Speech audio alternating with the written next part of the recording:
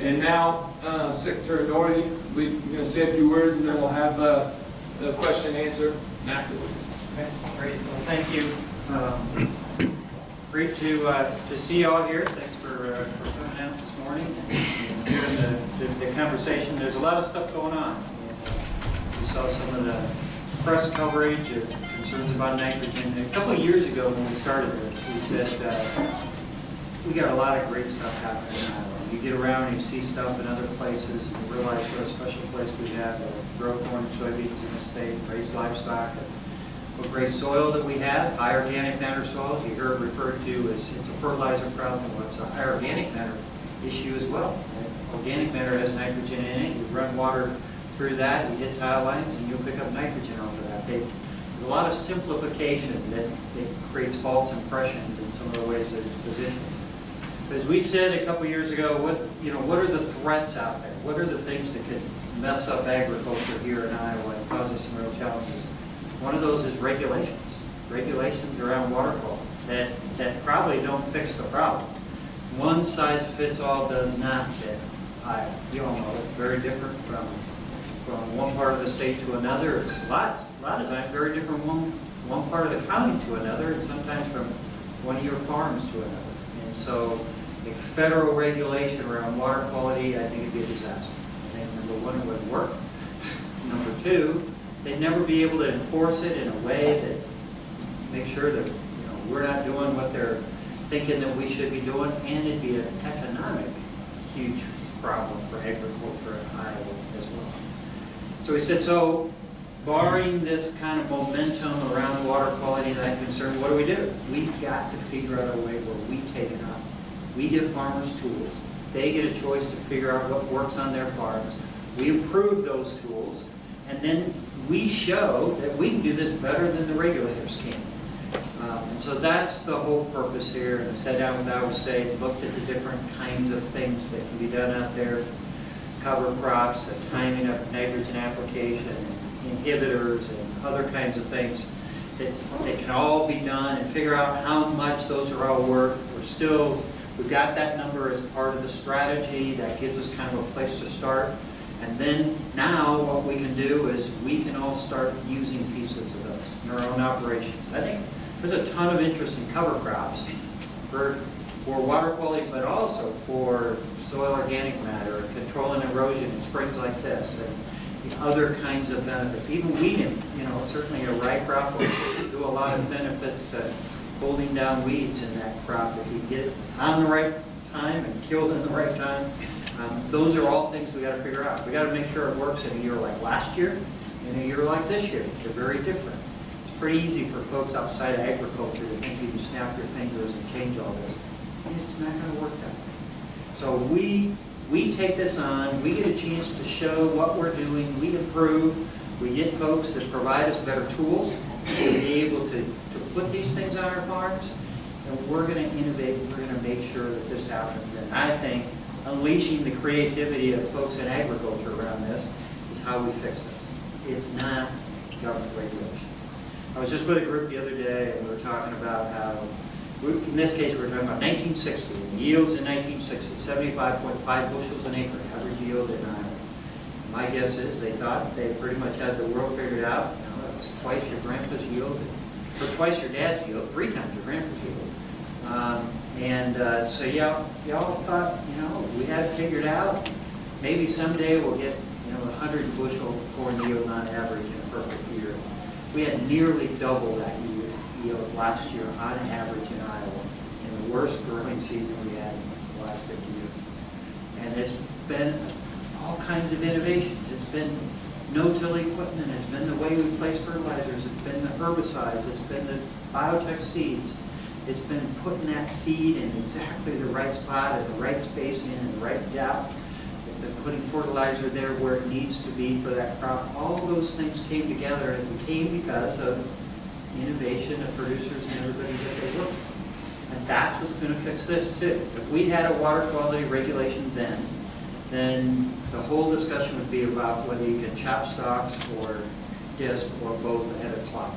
We'd still be stuck in the technologies of that time. And I don't want to be stuck in the technologies of today. They may seem really great to us, but they're going to keep getting better. And so we need to be able to have those technologies available to us, not have government stop that innovation because we regulate around whatever today's technologies are. So, I think, first of all, not everybody believes that regulations are going to work. In fact, a lot of the regulators out there will tell you that they don't know where they begin to regulate. They don't know what they begin to do. And so it's very easy. I was just actually with Bill Stowe at a meeting yesterday morning, and he was talking about it. And he was saying, farmers need to be regulated. Of course, one of the first questions from one of the folks that went in the farm in the crowd, well, what do they need to do then? What's that regulation look like? He said, well, that's not really for me to decide. I can tell you that farmers need to be regulated so this doesn't happen. The whole premise of non-point source, we have regulation around our point source, around our livestock facilities and anything. You can't have, nitrogen from a fertilizer plant go down the river. You can't do that. What we're talking about is we're talking tiny amounts from each of our corn and soybean acres out there. We're getting into tile line water or surface water. You can't go to the Des Moines River and tell me who you ought to penalize up above. It's impossible right now to even figure out how to do that. So they're talking about things that you couldn't do if you want to. Well, one of the other things you said yesterday morning, I don't know how much of this all is headed towards that. But he said, you know what? Next year we're going to have to raise water rates anymore because of this problem. It's costing about $500,000 this year to run that plant. They serve 500,000 people. It's costing $1 a person for the last 2 months to run that nitrogen reduction plant. And I hope you heard in there, they said they haven't had to run it for the last 6 years.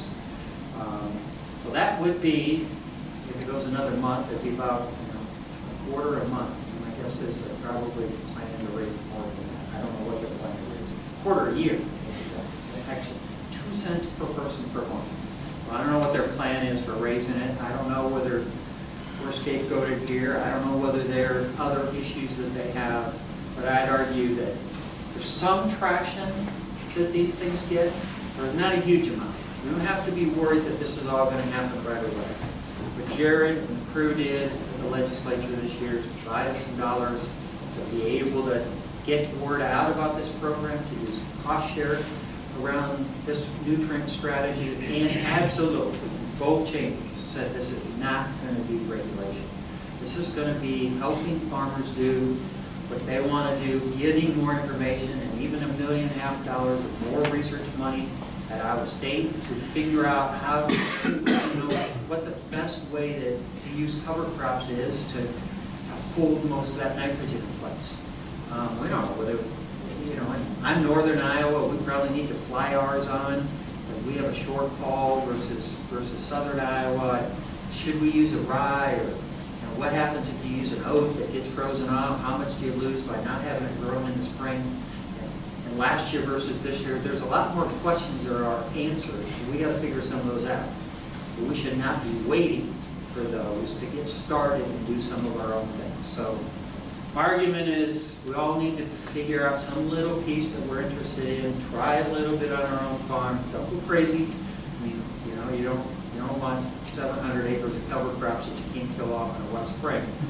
You need to be able to figure out how to manage it, figure out which ones you want to use, look at what your neighbors are doing, talk it over, work with those that are providing technologies and services, and figure out which ones work for you. It's going to be different. If you're not in hog manure, you don't want a cover crop on that field.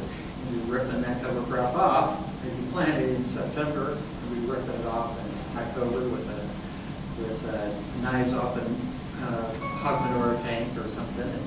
And so each has got to be working for you. I think this is something we need to do. It's no guarantee that we won't see regulations, but I believe that if we can show that we're doing the right thing, we make some difference, we make sure that people don't expect the world to change overnight. This is a long-term issue. Every one of us has a tiny, tiny contribution, but together, 23 million acres of corn and soybeans. In fact, Iowa was a state. Iowa actually is a state. If Iowa was a country, Iowa would be the 4th largest corn producing country in the world. We'd be about 4th or 5th largest soybean producing country. We have a great concentration of extremely productive soils and great production here that the world depends on. We shouldn't be shutting that thing down. We should figure out how to manage it, do a better job, and figure out what different things. We're all willing to do a better job next year than what we did last year. We expect 5 years from now, we're going to figure out even better ways. So that we're doing it more environmentally friendly, but we're raising more stuff. Good. So let me stop there. Certainly, if there's any questions about this or anything else going on out there, you can sometimes get the crop report question, and I was just across some parts of northern Iowa, and so a lot of corn, a lot shorter than corn around here.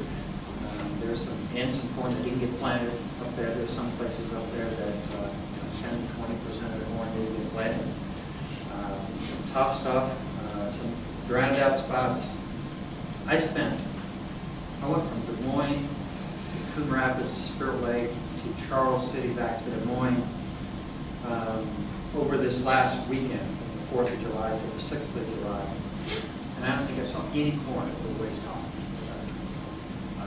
So obviously more tall corn. I saw some corn yesterday that was tasseling. I know there's some around here as well that just started to. Some of that stuff in northern Iowa's got a long ways to go before it's tassel. My stuff is this last Saturday wasn't waist high. So it's got a long ways to go. We need a long fall frost in October. But indeed, questions.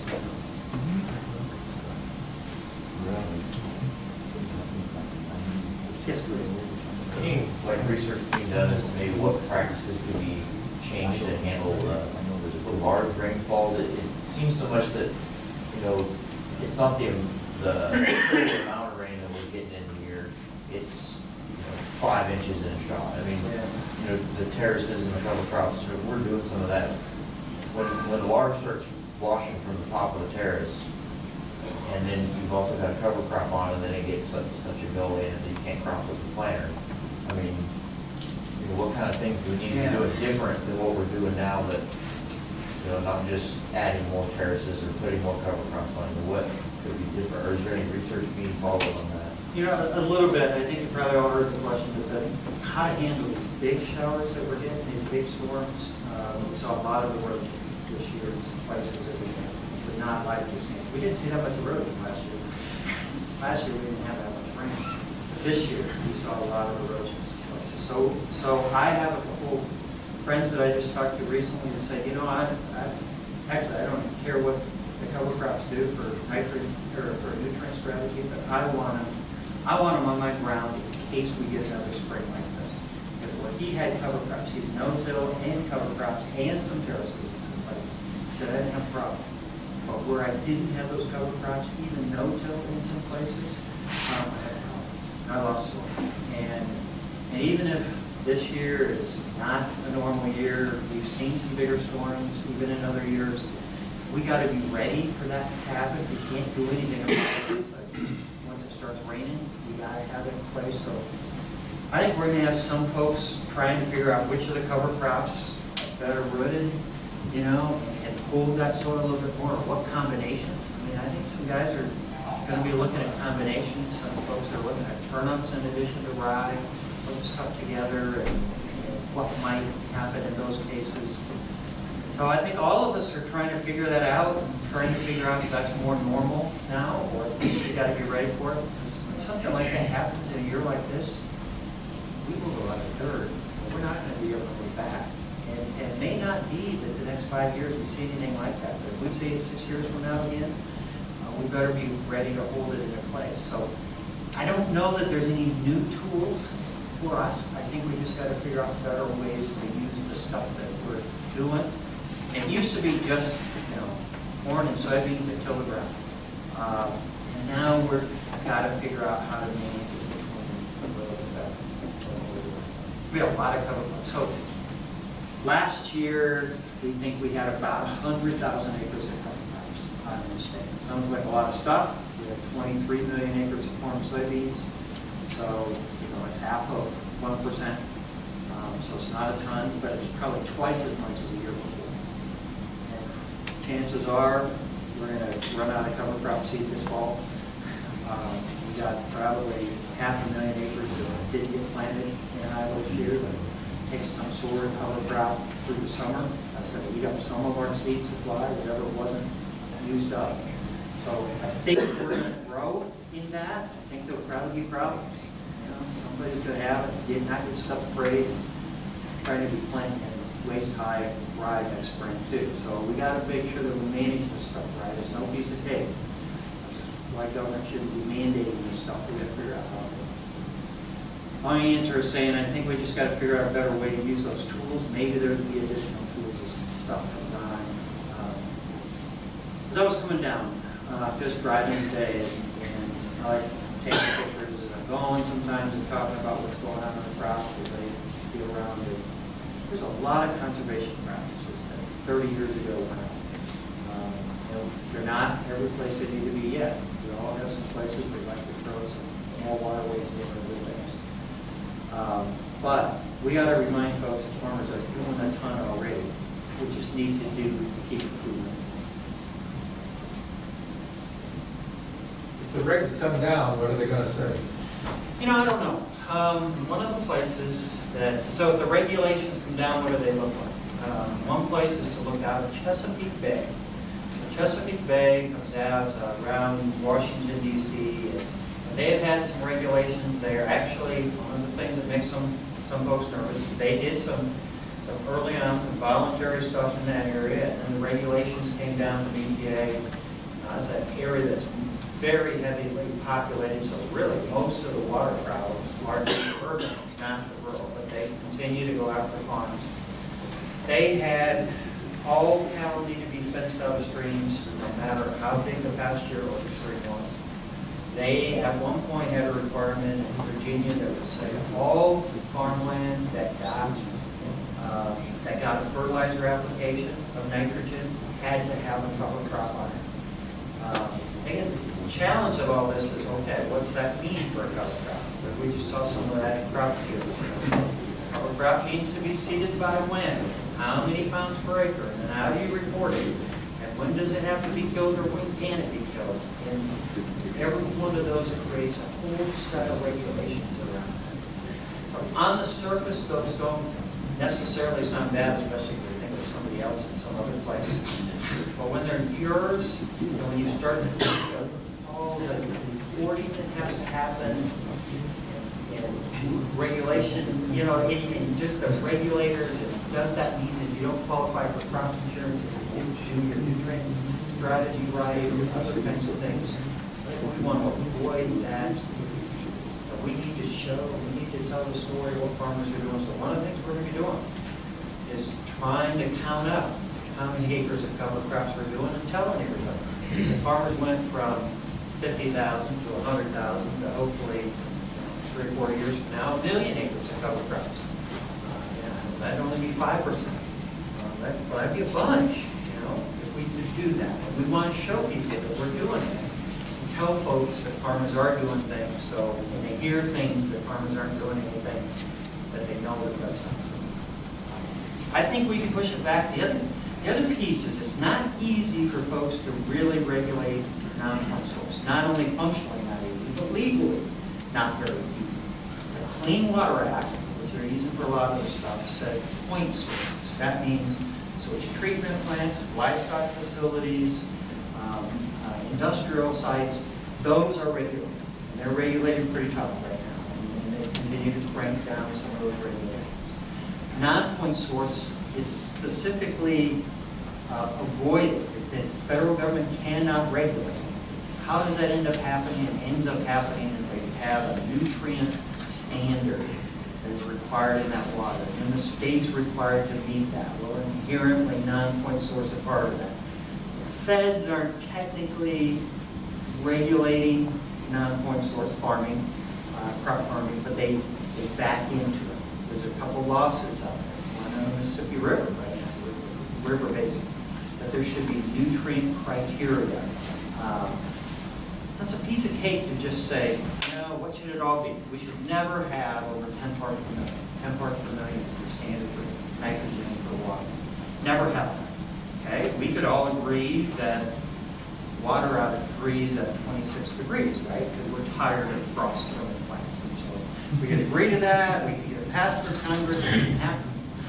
But what happens, what makes it happen is people actually doing something.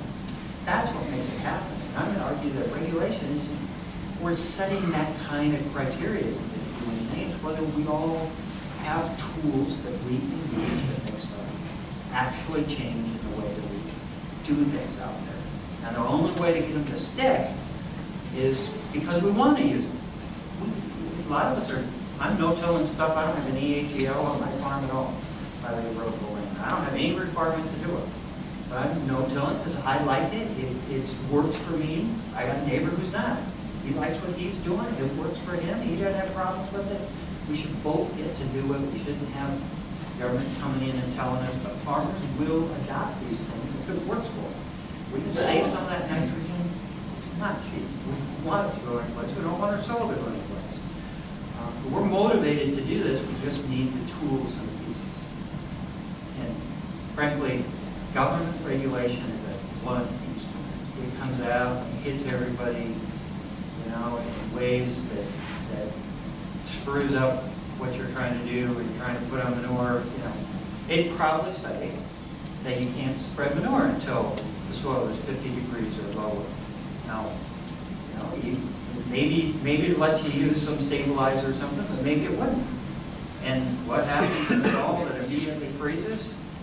You got a pit that's full. You need the flexibility to get that on, get started earlier.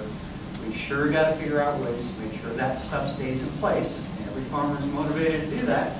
They don't want to have to put nitrogen on that field as well. But it's not government that's going to figure those things out as farmers.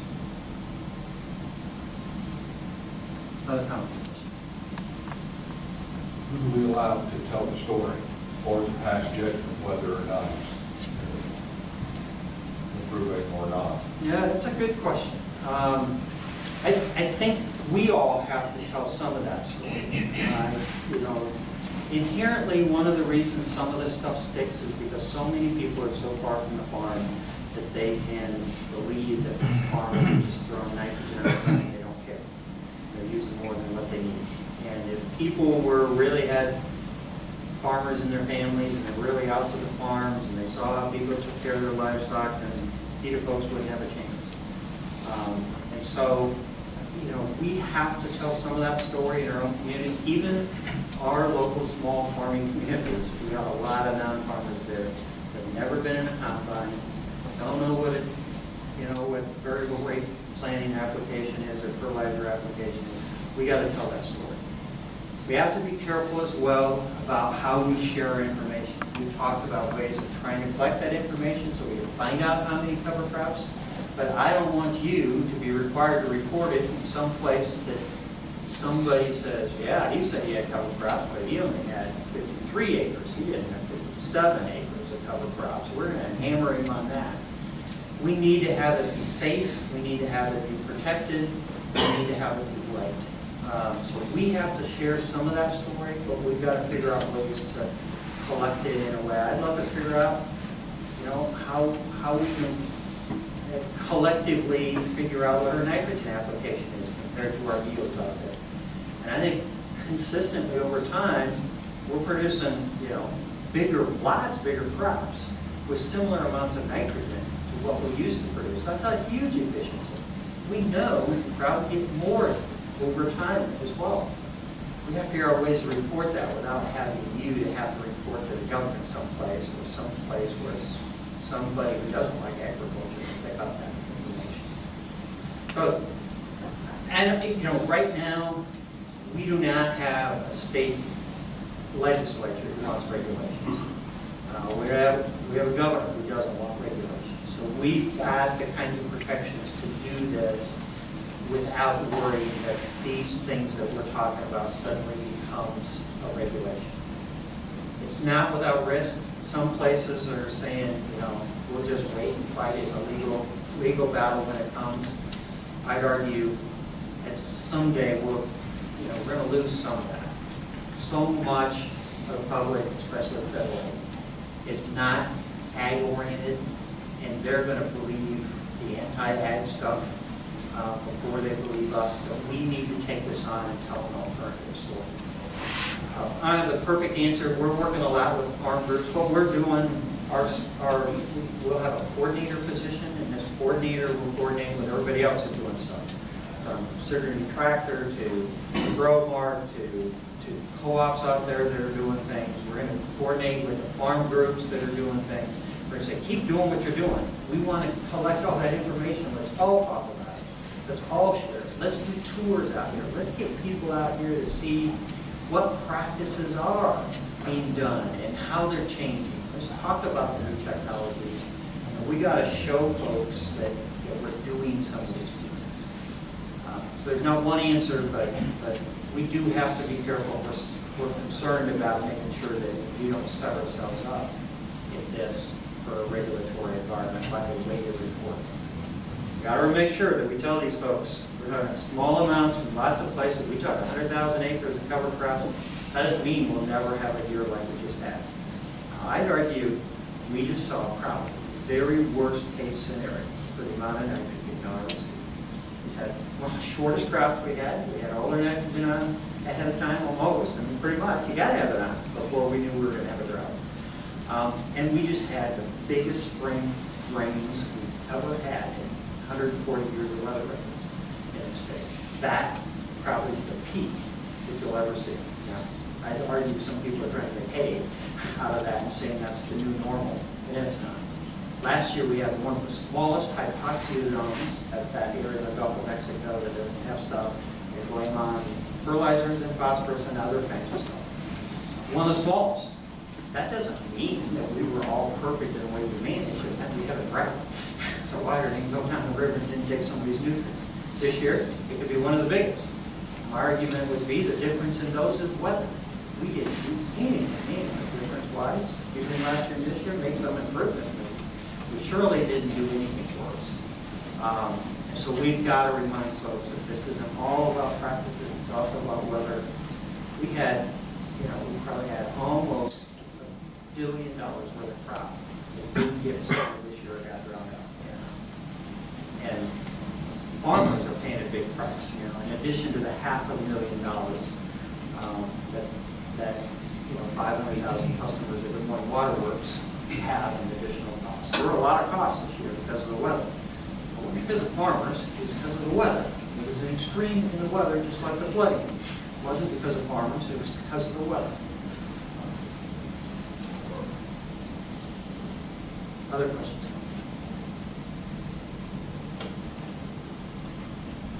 Well, I just want to say thanks to you guys for taking leadership in this. Bob, I got a great picture of Bob running a Case IH combine in Brazil. Bob, here is he in the other end. Now, I tell you, he also has a video of him riding in that combine in Brazil, and I don't know how he did it. He managed to run that combine across the field, this Case IH combine, biggest old smile on his face, and the thing plugged. And so he has it plugged, and he's trying to, the guy's trying to unplug it, and it's a great story. But Bob's a good friend. I appreciate the leadership here. A lot of folks are looking at this. A lot of companies in Iowa are looking at it too, and say, what can we do? New technologies that we can produce out there. You still got to make a living. We got to keep our farms, but we can add some of these pieces, and I think in the long term they're going to be good for us too. We're going to figure out how this nutrient moves around and how we can keep it on our farms. It's going to make more money for us, I believe, if done right. And if it does, we're going to keep using those tools. But it takes a leadership in looking at things in a little different way than what we always have this way. So appreciate the chance to do it. I'd like to answer any questions with the leader. I got one question. I know I'm the only thing between these guys and dinner. I realize that. But what do you see this look like under full implementation, especially when, we're only one state in this Mississippi water basin. Well, what do you see this look like? What do you see it working into? Yeah. So first of all, part of that is, I get a question sometimes, so we're doing this, what are other states doing?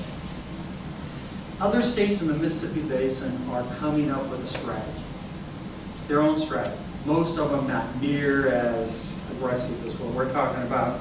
Certainly not looking at the kind of thing where we've spent 2 years looking at what does the research tell us and how would we implement that.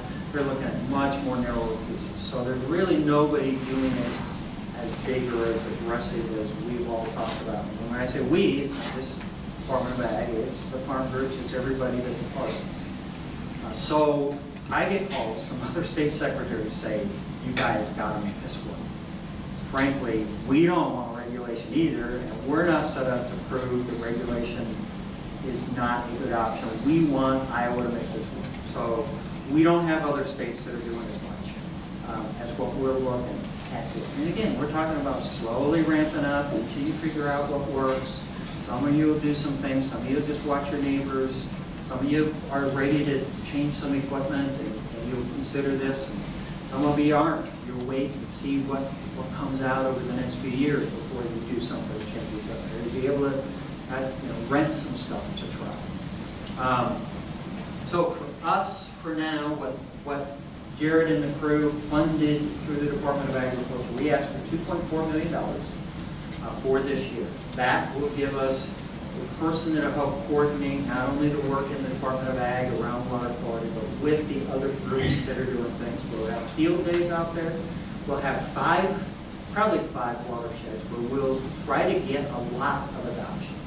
We'll pick these out. These will maybe be 10,000 acre watersheds, and we'll say, let's try and get a quarter of the people in that watershed that look at cover crops and different kinds of cover crops. And look at biofilters and other kinds of things. And let's see if we can really make a difference, what it takes to do that, how happy are people when they do that, and see if that can make a difference. And then the rest of the state will get about 30% of the money where we're trying to talk about field days and other kinds of things.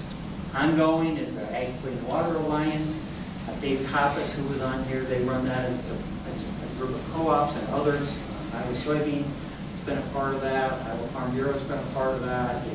Working at the Raccoon and Des Moines Waterworks, or Des Moines Rivers. And they will tell you that in opposition to Bill Stowe saying these numbers have steadily increased, he'd say since they have started working, if you take the beginning of these numbers and they bounce like crazy. Again, last year was a very different year than this year. He will say they show a downtrend in the amount of nitrogen going into our streams. If you look over the last about 10 or 11 years that they have been running.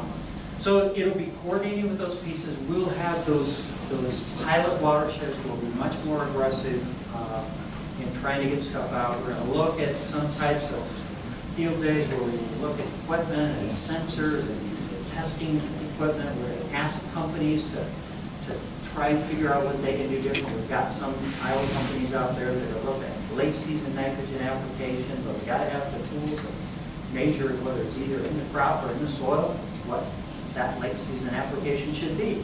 Many of us we're a little nervous this year. How much of that nitrogen did we lose this year? Or even the stuff that we put on this year? How much was flushed out? I'd like to know, because my stuff is greening up pretty good, but I don't know if it's going to run out in a month from now. We need those answers in addition to do a better job of managing nitrogen. So we're not going to see a lot of stuff going on in other states. We're going to probably see the folks from the Fertilizer Institute come in and do a lot of for-our work. They're going to be very active out here, work with co-ops and others and talk about the 4 Rs. And all this, we have two audiences. We have farmers, landowners that we want to get involved. But we know that other people are watching this too. I'd argue this is a little bit like Coalition to Support Iowa Farmers. About 8 years ago, we had a very negative environment around livestock production. And it's not perfect everywhere now, for sure. But at that time, we had some real fears about other regulation, lots of other things that could happen. The Coalition and Iowa Farmers came together, the farm groups all came together and said, We got to get farmers to put these things in the right places, build trees around them, do all the things, have open houses. I was actually Ross Costumes last night, and they had an open house for a new hog building that they've got up, 1,800 head finisher. They got up over in Scott County, in Walcott. We got to open agriculture up to talk about this, and we now have a better environment for young people that get involved in that, for livestock operation to happen. We have some that work and some that don't. But this is part of that too. It's got to be sharing this story, making it safe for us to do it, changing some of the context of it. So I don't know if I described that very much, but we'll have a state coordinator. We'll work through our soil water conservation districts. These projects will be run partly by the districts, partly by probably some of the farm groups and others out there, as they'll take these small areas in and try to intensely get more activity within those small watersheds. We're going to have some more information out in the bigger the publications and other ways, and some field days out there. So it'll change some pieces. You'll hear more noise about it. Again, we're going to be overwhelmed by the amount of seed advertising and everything else that's out there, but we're going to be a part of the conversation. I got one other one that I have to ask before you escape. Obviously, you guys have researched this to get to this point, but the pink elephant in the room, what's this going to do to our bottom line in your estimation? Well, there's different ways you can adopt some of this stuff. I'd argue some guys are going to be investing some dollars in this because they want to do some things right water quality wise that may cost them some money. Cover crops, I think we all look out there and we don't know. We don't know what cover crops give us for sure, but some guys are trying. They're often not just trying it for water quality. They're trying it for soil organic matter and erosion control and other kinds of things. So I think it's a little bit like some of the new technologies we adopt that we don't always know exactly what the payoff is, but I'd argue in the long run, we have a couple big things.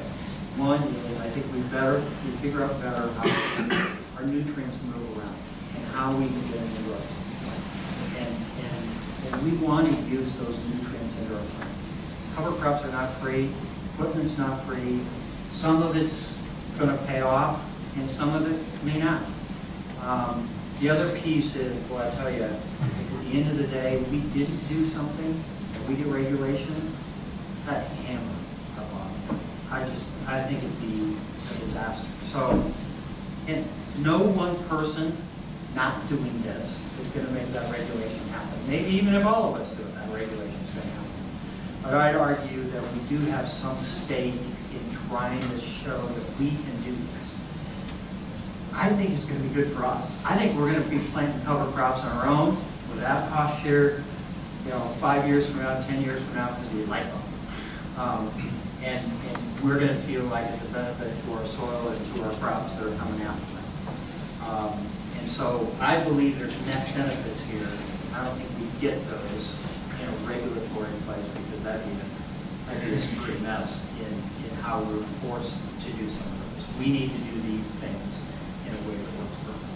So, you got to figure that out. It depends on how big you are, how old your equipment is, where you're working things. Can you hire somebody? Can you not? There's a lot of different factors that go into all this for your own decisions. So some folks will jump into this because it's the right kind of thing. Some folks will jump into it because they think if they're in the front edge of this, it makes them easier to rent to or other kinds of things. There's a lot of different ways that you analyze how this affects the bottom line. If it doesn't positively affect the bottom line, then in the long run, we're not going to keep some of this stuff up. So this stuff needs to positively affect our bottom line to be something that we can use. Okay. Thank you all for being here, and appreciate your interest, and certainly appreciate the interest of Secretary Director and Bob and for the investment he's made here, and having the folks on staff that can help this. There's not a lot of dealerships out there that are looking at the agronomic side of of what's happening. Increasingly, some are. But that's, I mean, that's where the big dollars are, that matters to us, and those things have to work. We can't get right back to the table. So, thank you.